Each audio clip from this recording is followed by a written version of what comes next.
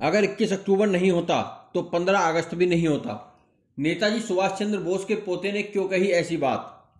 आजाद हिंद फौज के स्थापना दिवस पर मंगलवार को नेताजी सुभाष चंद्र बोस के पोते चंद्र कुमार बोस ने सुभाष चंद्र बोस की अस्थियां जापान के रैंकोजी मंदिर से भारत लाए जाने की मांग की है।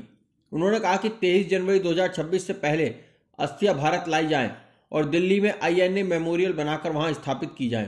चंद्र कुमार बोस ने कहा कि नेताजी सुभाष चंद्र बोस हमेशा स्वतंत्र भारत के आगमन की बात करते थे, इसलिए हम केंद्र सरकार से मांग करते हैं कि 23 जनवरी 2026 से पहले जापान के रैंकोजी मंदिर से नेताजी की अस्थियां भारत लाई जाएं।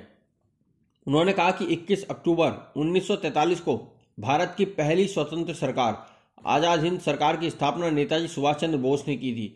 वह अखंड भारत के पहले प्रधानमंत्री थे।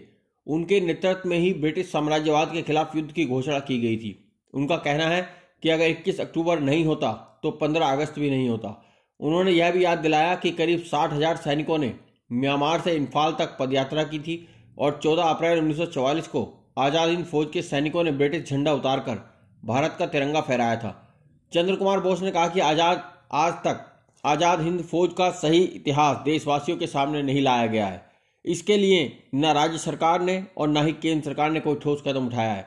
स्कूल और कॉलेजों की पाठ्यपुस्तकों में भी सही इतिहास शामिल नहीं किया गया है। उन्होंने केंद्र और राज्य सरकार से मांग की है कि दोनों सरकारें मिलकर आजाद हिंद फौज और उनके वीर सैनिकों के योगदान को सामने लाएं, जिससे देशवासियों को भी उनके बारे में सही जानकारी मिल सके। वहीं पश्चिम बंगाल की मुख्यमंत्री और TMC सुप्रीमो ममता बनर्जी ने सोशल मीडिया पोस्ट X में लिखा कि आजाद हिंद फौज के गठन की वर्षगांठ है।